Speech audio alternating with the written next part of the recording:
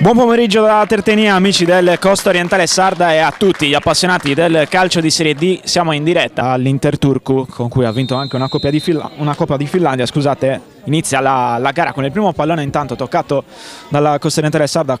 Ancora Spilla, bene, a farsi trovare dei compagni ad aprire il gioco verso San Martino, che stoppa il pallone, poi il pallone in profondità e c'è il gol. Ma c'è anche il fuorigioco, annullata la rete. Sulla seconda è proprio Gallo a contrastare Di Vico, non c'è fallo con Ladu che se ne va, palla sul mancino, la conclusione. Floris allarga per Kabidou, che si appoggia ancora una volta al numero 8, che va a cercare dall'altro lato. E c'è il gol, l'autogol di Buccioni. Quando ormai scaduto il recupero, ma si batterà comunque. Pallone messo in mezzo, c'è il fallo da parte del numero 3 Ricci, c'è anche il fischio alla fine del primo tempo da parte del direttore di gara Di Vico, che andrà a battere il calcio d'inizio del secondo tempo. Ricordiamo il risultato 1-0 in favore della COS, mentre si ricomincia. Picciollo allunga per San Martino, dall'altra parte c'è Muratore, ancora Maresca. Altra buona sventagliata del numero 5, qua c'è l'errore di Cogotti che favorisce Salvadagic col destro. Sbaglia qua il centrale Cenagel, che può andare da Nurki, che stoppa il pallone. Allarga per Aloia, che carica il destro, il tiro! Palla fuori. Poi è bravo anche Cosso a lavorare il pallone e servire Nagel, che potrebbe riallargare, ma sceglie Gomez, che può armare il mancino. Ci prova. Numero 9 della COS. Gestisce bene qua Cogotti, poi Nurki si inserisce, il tiro si distende Corriere, allarga per San Martino, ma è bravo qua con sul ripiegamento, pallone che diventa buono per Gomez, che subisce il fallo da parte di Ricci ed è rosso. E allora parte il numero 20, pallone sulla barriera, ma finisce qui. Triplice fischio, il Costa Orientale Sarda torna alla vittoria. Mister Francesco Loi, poteva essere una partita un po' trappola guardando alla classifica, invece è arrivato un successo importante, ritrovate la vittoria, però anche il 10° risultato utile consecutivo. Cosa significa questo per voi? Significa che era una partita molto difficile, lo sapevo, l'ho trasmesso ai ragazzi, il campo ha detto quello che immaginavamo. Abbiamo giocato contro una squadra che, per quello che ha fatto vedere oggi a livello di qualità tecnica, sicuramente non merita l'ultimo posto in classifica. Siamo stati molto bravi a portare a casa 3 punti in una giornata dove probabilmente non li meritavamo appieno a livello di spettacolarità della partita. Li abbiamo meritati perché siamo stati bravi, una volta andati in vantaggio in modo abbastanza fortunato, a non rischiare sostanzialmente quasi più nulla. Sono 3 punti che valgono 6, perché era facile perdere concentrazione su una partita del genere, portati magari un po' dall'entusiasmo della classifica. Invece siamo stati umili, abbiamo lottato, abbiamo sacrificato, ed è una grande soddisfazione soprattutto aver raggiunto anche oggi un risultato importante, che è il 10° consecutivo, con una squadra che è scesa in campo con 9 giocatori sardi dall'inizio, dove guardando le carte d'identità si poteva leggere Triei, si poteva leggere Ierzu, si poteva leggere Tertenia, si poteva leggere Ollollai, si poteva leggere Nuoro, e penso che difficilmente possa essere smentito questa cosa. Nella storia della Serie D in Sardegna sia successa veramente poche volte. Ecco, probabilmente saper vincere una partita del genere, magari sporca, dove non si riesce a mettere a piena luce, insomma, le qualità anche tecniche della squadra, è quello step mentale probabilmente che fa capire che la squadra è arrivata a un certo grado di maturità importante, anche guardando al futuro del campionato. E quando vai a guardare, a leggere il nostro percorso, è facile capire che le prime 7-8 giornate abbiamo fatto 24 reti e ne abbiamo subito quasi altrettante. Le ultime 5 partite in 4 partite non abbiamo subito gol e abbiamo mai perso. Quindi questa è una fase di crescita di una squadra nuova che sta trovando la sua identità ma sta ragionando da squadra di alta classifica, perché 10 risultati utili consecutivi. Questi ragazzi hanno fatto in 12 partite 11 punti in più rispetto a quelli che avevano fatto l'anno scorso. La stessa giornata l'anno scorso alla 12ª abbiamo battuto il Sorrento, che poi ha vinto il campionato qua 3-1. Oggi abbiamo vinto 1-0 contro l'ultima in classifica, quindi diametralmente opposto, ma quello che raccontano i numeri è che l'anno scorso avevamo 14 punti alla 12ª, quest'anno ne abbiamo 25, quindi ce ne mancano 19 per arrivare a quello che è il nostro obiettivo, che è la salvezza, e dobbiamo ottenere questa umiltà, questa mentalità e continuare a credere nel progetto. Anche oggi abbiamo rimesso in campo Caviddu, che era 10 giornate che non giocava, ragazzo che l'anno scorso giocava in seconda categoria, cioè, non possiamo pensare sia facile un percorso di questo tipo, però ci stiamo mettendo tutto quello che possiamo per dare opportunità a questi ragazzi e poi stiamo facendo risultati importanti. In questo momento penso che alla squadra gli si possa rimproverare magari di non essere spettacolare, ma gli si rimproverava di prendere gol. Io non gli rimprovero niente, gli faccio i complimenti, Martiti. Ecco, per chiudere, chiaramente l'obiettivo, come ha detto anche lei, rimane sempre la salvezza, il primo obiettivo da raggiungere, però domenica si va in casa della Cavese e per la classifica uno scontro diretto. Come ci arrivate a questa partita?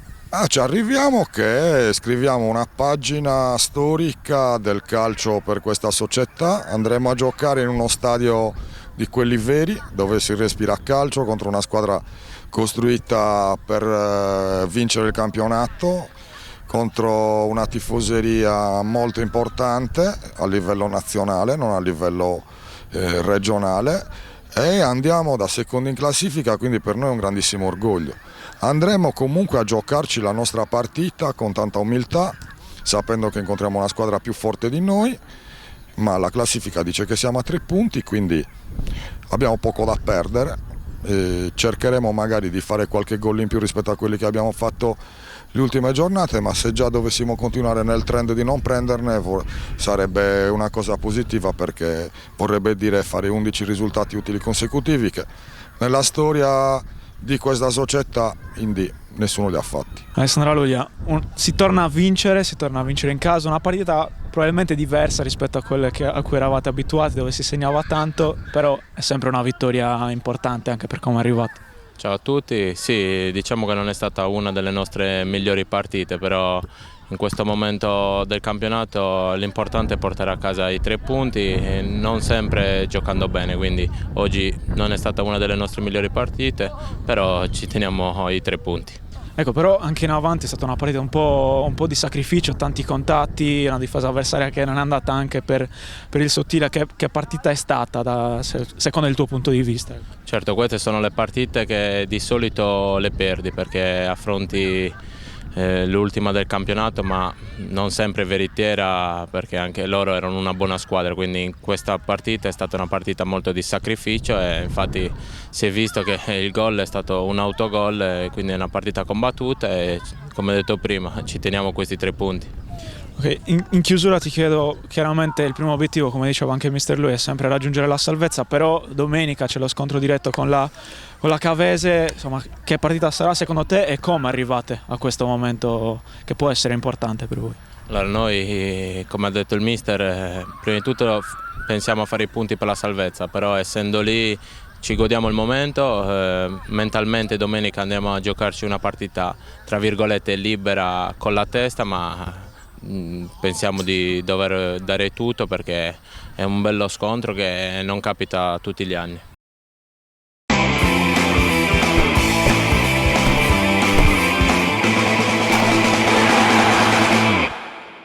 Cambiare per ripartire, oggi per Venturi è l'esordio in casa in campionato col Trastevere. Dal Trastevere Stadium, Gaetano Vitale per Trastevere Atletico Uri, la puntata numero 12 del girone G di Serie D. Pandimiglio, stacca a trovare Mastro Pietro che allunga per Alonzi, vediamo se esce Tirelli, no, ci ha ripensato Alonzi davanti a lui, prova a scartarlo, Tirelli la tiene lì.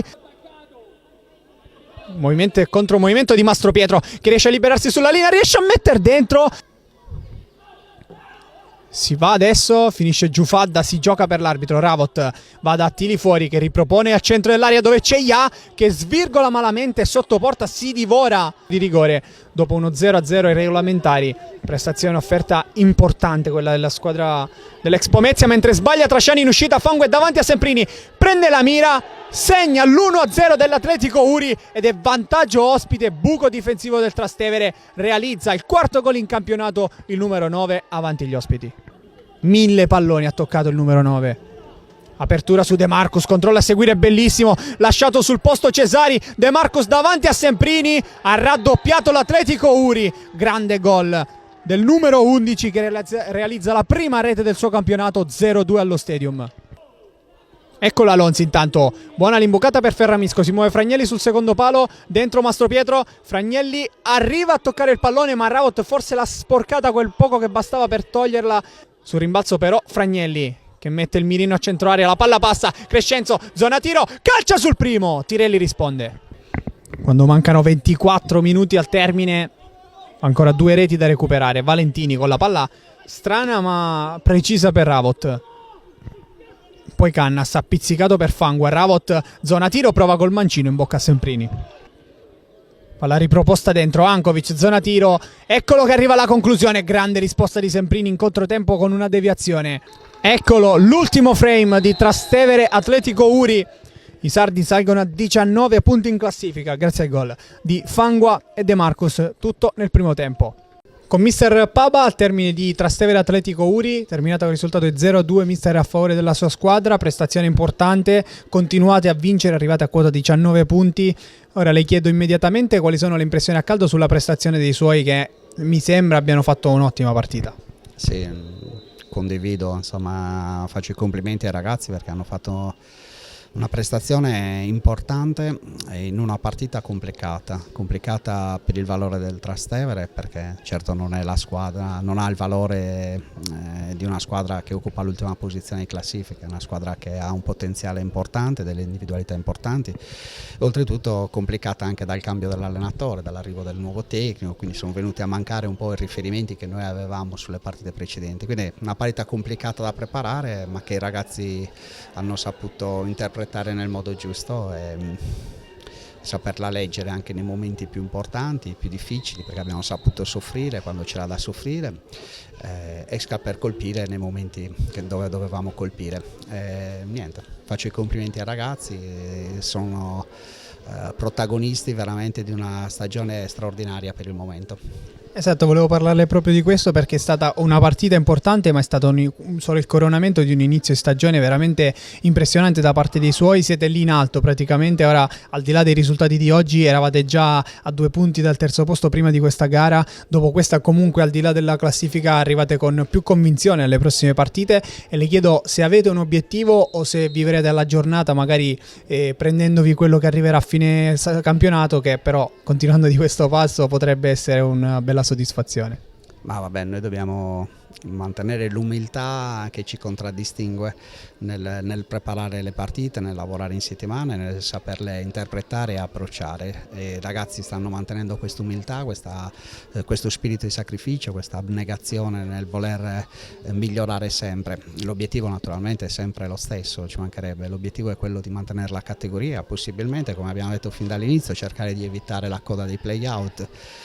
Questo è l'obiettivo, in questo momento non dobbiamo guardare la classifica, dobbiamo pensare a fare il meglio che possiamo e mettere fieno in cascina, come si suol dire, perché probabilmente arriveranno anche momenti dove magari non tutto andrà per il verso giusto e bisogna essere preparati mentalmente anche a queste situazioni qua. Per il momento godiamoci quello che stiamo facendo, lo dedichiamo ai nostri straordinari tifosi che anche oggi sono venuti a sostenerci, fanno grandi sacrifici e noi li teniamo in grande considerazione, insomma, perché per noi sono molto importanti. Un ultimo appunto su qualcosa che secondo lei invece dovrà sistemare, qualche difettuccio che ha ancora la sua squadra e che probabilmente dovrà essere toccato da lei. Ma ci mancherebbe, sappiamo benissimo e siamo consapevoli che c'è sempre da migliorare, noi forse più degli altri, però abbiamo lo spirito giusto di capire, di voler lavorare per cercare sempre di migliorarsi, quindi va bene, non abbiamo assolutamente la presunzione di essere perfetti e di non aver niente da migliorare, sappiamo che dobbiamo lavorare, però con questo spirito, con questa dedizione, con questa qualità e organizzazione ci stiamo riuscendo. Buon pomeriggio dallo stadio Mario Piccirillo di Santa Maria Capoetere per la gara tra Gladiator e Sassari Latte Dolce. Gara valevole per la 12ª giornata del girone G di Serie D. Qui è Domenico Vassante che vi parla. Inizia in questo momento Gladiator Sassari Latte Dolce. Gara valevole per la giornata numero 12 del campionato di Serie D girone G. Un giorno il match perché è entrato qui Messina, che tenta il pallone, riesce anche a superare il portiere, poi dopo si allunga troppo. Da Staiano. Ecco, Battistelli mette al centro. Il cross sono due. Coratella che non stacca bene. E poi l'arbitro fa proseguire. Tira Ceparano. Ancora Chietti che mette in aria verso Messi. E quindi ora Messina. La conclusione e para in questo momento il portiere, quindi verso Danna, ancora c'è un triangolo che sta per chiudere, ecco ancora Danna, verso Chietti, passaggio al centro, arriva a Coratella e devia oltre.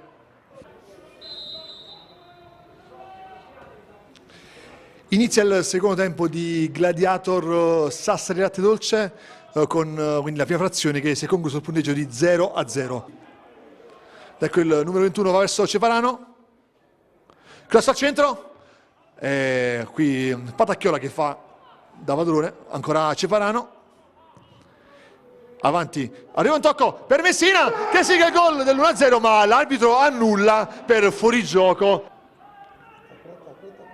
Ecco Piga, va alla conclusione. La tocca poi dopo, veramente è stato sfortunato. Olivera avanti verso Imo, per l'arbitro non è fallo, continua l'azione. Vediamo Imo che mette verso Ablaye. Giocata, la conclusione ed è il gol. Ed è il gol del Sassari Latte Dolce con Ablaye.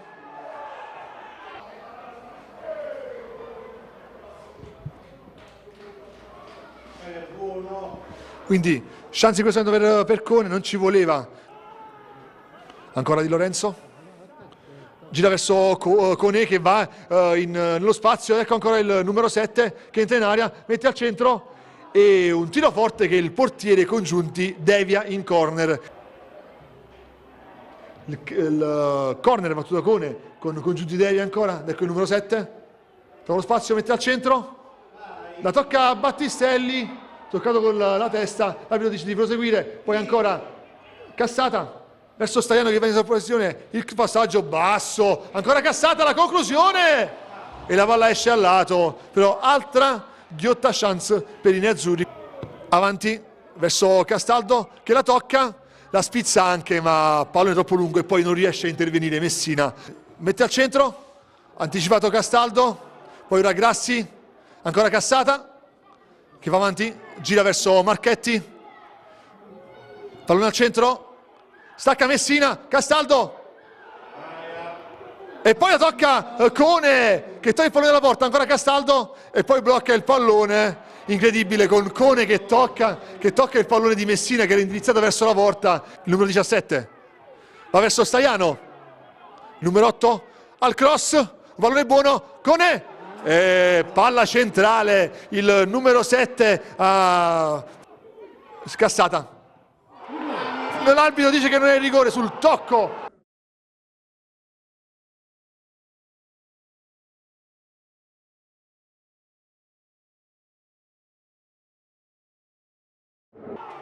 E l'arbitro fischia in questo momento la fine con tutta la panchina che va verso il direttore di gara per quello che è successo, probabilmente era fallo di mano, ci sono forti proteste nei confronti dell'arbitro, quindi finisce, anche c'è il mister Antonio Fogliamanzino che anzi va a divincolare l'arbitro dalle grinfie dei calciatori nerazzurri, arrabbiati il risultato.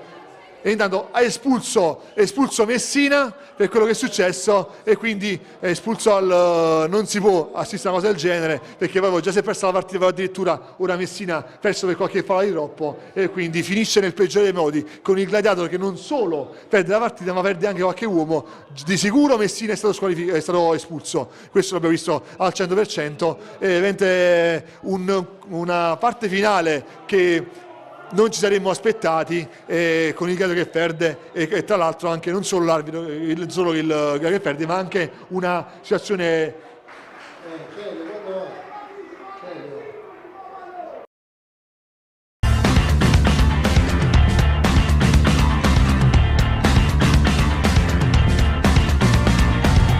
in campo le formazioni di Polisportiva Budoni e Cavese in una partita valevole per la 12ª giornata del campionato di Serie D Girone G.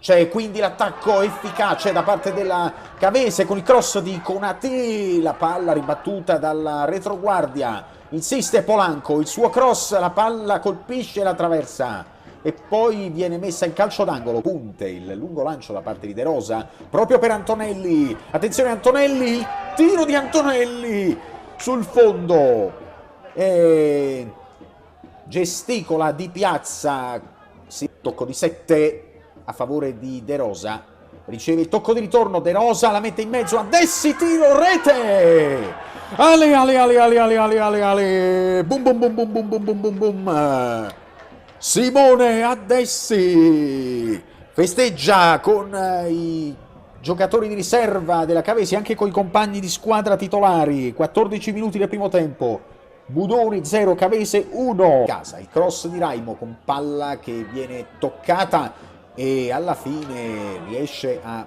portarsela in qualche modo in avanti. 7, disturbato nel rilancio, 7 non è stato felice nel suo appoggio, quindi Raimo mette in mezzo per la conclusione di Farris sopra la traversa.